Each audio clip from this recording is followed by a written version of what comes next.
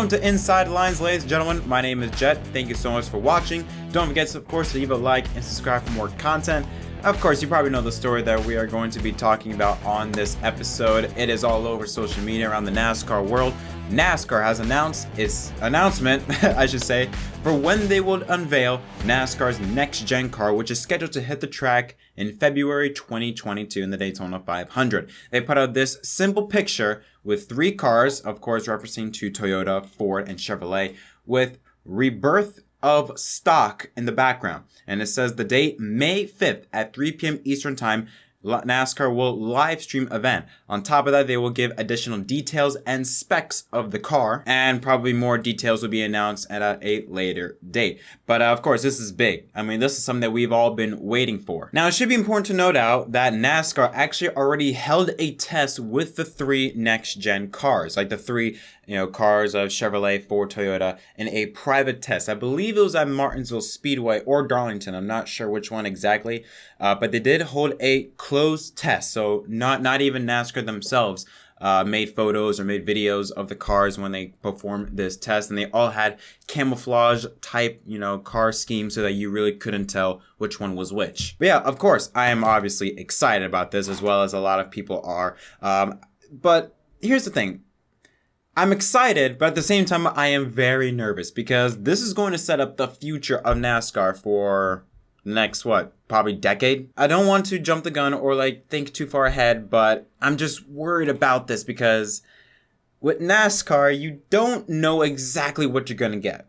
You really don't. You think they might go one direction and then they go a completely other direction. Some of the things that they put out have been very promising, but it still leaves you in question. Like, for example, are we still going to have the giant-ass spoiler, as Dale Jr. likes to call it? How much horsepower are we going to have? Is it going to be unrestricted finally for the first time since 2014? Or are we going to have a tapered spacer? There are still some things that are, let's just say, that are still in the minds of a lot of fans that have them a bit worried, including me. I know they had the little tagline, the rebirth of stock, to try and hype things up, which I don't really get, because you look back in 2013 when the Gen 6 was released, a lot of people were saying they were going to put the stock back in stock car, when in reality it just meant they're going to make the cars look like the ones on the road. There was no stock part in the Gen 6 car at all. It's just that, hey, look, our Gen 6 car looks like the cars on the road, therefore it's stock. But in the meantime, Tyler Reddick did continue on his Darlington tire test with the next gen car, and he finally scraped the wall with the Darlington stripe, but this time he got a bit more than that. Not only did he get the right rear of the car, he also got the right front and damaged the splitter. Not too bad damage, but still, you do not want to damage a next-gen car, especially at a track like Darlington, where if you want to get the most out of your tire, or what exactly, how the tires are going to fall off, you need to get into a long green flag run, like 50, 60 laps into a green flag run, in order to get an idea of how the tire is going to react with this new car. Now, Tyler Reddick, one of the pictures that he posted on his Twitter, he captioned it by saying, "You definitely can't yaw these cars out like the current 6th gen. Now, yaw, and put it in simpler terms. So basically, think of a car that's going straight, that's zero yaw. But when a car is, I guess you could say, sort of a bit skewed, either to the left or to the right, that's a yaw. When a car is a bit skewed to the left or to the right.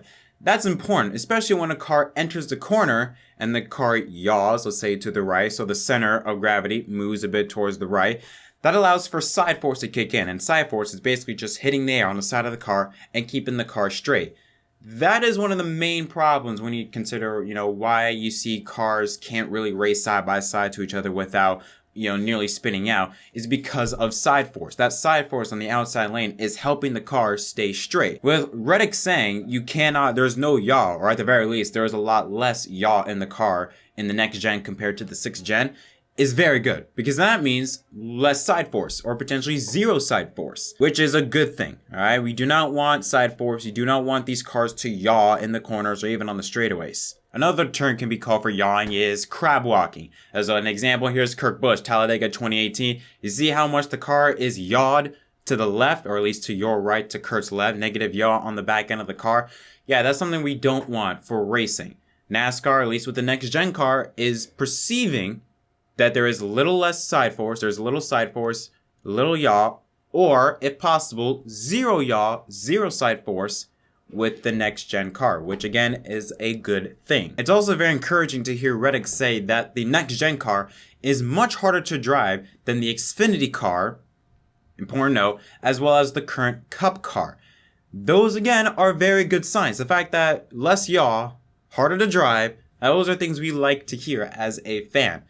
But again, when it comes to NASCAR, the one thing I really just want to hear is unrestricted engine. I don't even care it's 550 horsepower because that is really not the problem. It's just the tapered spacer and the giant ass spoiler. Those are the only two issues I have with it. Now, I did hear some people going on social media that are saying, the fact that it's kind of funny, but people are saying that, because they released the car they're going to unveil the car on May 5th. And the All-Star race at Texas is, I believe, June 13th. Some people are saying, hey, maybe NASCAR should run the next-gen car at Texas. That's not going to happen. It will not happen. First of all, the amount of money in a short amount of time you're asking people, oh, hey, by the way, guys, get ready. Build up a brand new car from scratch that you've never tested before. You're never going to practice for. You're just going to get up and run for a non-points paying race. A track that, number one, you've never tested on. Number two, I don't think in a way the characteristics of the track are similar to the ones that the next gen car has been testing with. I believe they've tested on the road course. They've tested, on tracks like Charlotte. They tested at tracks like Daytona. Charlotte, I believe, was the only 1.5 mile track. I could be wrong, but that track was last repaved back in 2008, I believe. It's been a while. Texas was just freshly repaved and it's still just a one groove track. And it'd be stupid for NASCAR to even hold a next gen race in the All-Star race at Texas in the first place because you might be going into way too early. Because think about it, NASCAR and Goodyear, they're still going to have to perform more tests. Darlington was really the first step in a direction of where Goodyear wants to go with. When you look at tracks like Atlanta, tracks like Homestead, maybe Chicagoland, whatever's going on over there. If they're still going to be open, you can maybe try it out there. Tracks like that, you can get an idea with. You don't want to start to jump the gun and already putting it in race trim mode and have 36 other cars in the field with it. No, because if it goes great, then fine, it goes great. But more than likely, it's going to suck, or at least a lot of things are going to go wrong. And now people are not as hyped for the next gen car as they were prior to Texas. I'm just explaining this for the people that are saying that, NASCAR should do the All-Star race at Texas because NASCAR has been known to use the All-Star race as a test for future, aero packages or, race formats or things like that. Stage racing, that began in the All-Star race. The 2018 package, when they went with the restrictor plate, that was in the All-Star race, and then transitioned to 2019 where they had hood ducts on the car.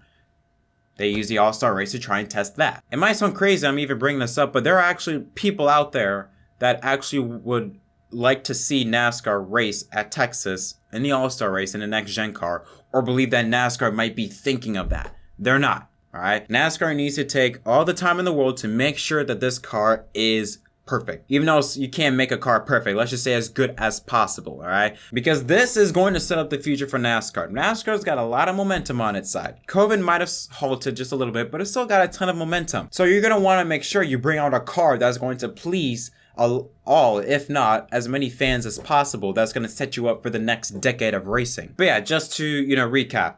Overall, so far, the things we've heard is number one, the car is going to be a lot harder to drive. Because there's less side force, less yaw in the car, it's going to be a lot harder to drive. We know that because Reddick spun out. That's how he got the damage on the right front of his car. And William Byron also spun around at Auto Club. I don't believe Eric Jones spun out when he tested it at Homestead. I could be wrong, but I don't think he had any damage with the car. But we've heard that it's tougher to drive and that it's not sucked in all the way down to the ground because of this. I don't know. It's a splitter, but it's a different type of splitter. It has like a little step to it. Reminds me of the X3 car when they had the little X splitter on the bottom. That's what reminds me of.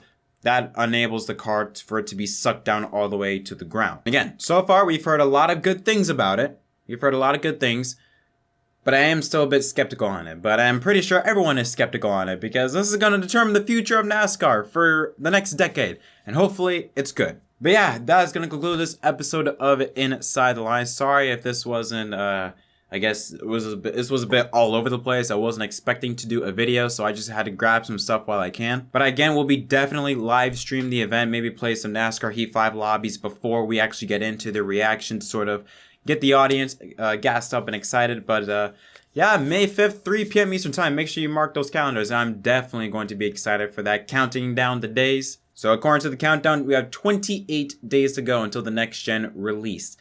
This is, let's just say, regardless of what's going to happen, regardless if it's good or bad, it's going to cause a lot of chaos on social media, and I cannot wait for that. But again, that's going to conclude this episode of Inside Lines. Guys, if you enjoyed this video, don't forget to leave a like and subscribe for more content. Tell me in the comment section down below, what are your thoughts so far on everything you heard about the next gen car? Are you excited for it? Nervous? Not excited? Still a bit skeptical? What are your overall thoughts on the next gen car? Love to hear your thoughts. But until next time, my name is Jet, and I'll see y'all next time.